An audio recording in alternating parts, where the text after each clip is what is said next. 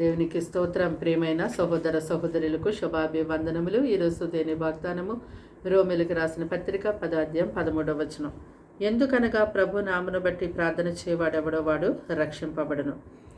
చూడండి, దేవుని యొక్క వాక్యాన్ని విని యేసుక్రీస్తు నా ప్రభువని, ఆయన నా కొరకు తన ప్రాణమును అర్పించి సమాధిలో పెట్టబడి తిరిగి 3వ దినాన్ని నా కొరకు లేచి ఉన్నారని నీవు నోటితో ఒప్పుకొని హృదయమందు విశ్వసించినప్పుడే రక్షించబడతావు. మరి యేసుక్రీస్తు ఈ లోక ప్రజలందరి కొరకు ఆయన చిందించిన ఆ యొక్క పరిశుద్ధ రక్తము ద్వారా మాత్రమే మానవునికి పాపక్షమాపణ కలుగుతుంది. అయితే యేసుక్రీస్తు మాత్రమే పరిశుద్ధుడు, ఆయనలో ఏ పాపము లేదు. మరి పాపంతో శాపముతో నశించిపోతున్నటువంటి మానవుని రక్షించడానికి ఆయన ఈ లోకములో నీతిమంతుడు లేడు, ఒక్కడునూ లేడు. కనుక ఆయనే తన్ను తాను తగ్గించుకుని పరలోకంలో నుండి మానవుని పాపశాపము నుండి విడిపించడానికి ఈ భూమి మీదకి ఆయన పరిశుద్ధాత్మ ద్వారా మరి భూమి మీద జన్మించారు.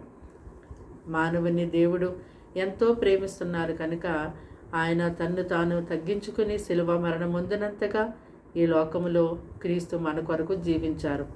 అయితే ఏ నామమున రక్షణ కలగదు, కానీ ఒక యేసుక్రీస్తు నామమున మాత్రమే మానవునికి రక్షణ కలుగుతుంది. కనుక మరి ప్రభు నామమును బట్టి మీరు ప్రార్థన చేసినప్పుడు మీరు రక్షించబడతారు.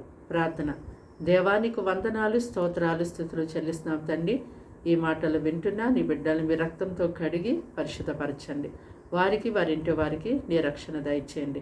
అయ్యే సమయమందు ఈ మాటల ద్వారా వారి హృదయాల్ని దర్శించి వారిని ప్రభా నీ ప్రజగా నీ సొత్తుగా చేసుకొనండి. అయ్యా, నీ ప్రజగా ఉన్నట్టయితే ప్రభా ఇంకను కూడా నీ కొరకు గొప్ప సాక్షులుగా నిలబెట్టండి.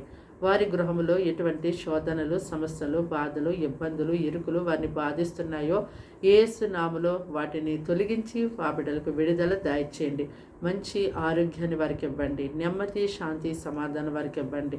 అప్పు సమస్య నుంచి విడిపించండి. శత్రు, సాతాను శోధనలు వారి గృహంలోంచి వారి యొద్ద నుంచి ఇప్పుడే తొలగించండి. ఈ దినమంతా వారికి, వారి కుటుంబానికి, వారి సమస్త విషయాల్లో మీరు తోడయుండి నడిపించమని యేసు నామములో ప్రార్థన సమర్పించి వేడుకున్నాం తండ్రి. ఆమేన్.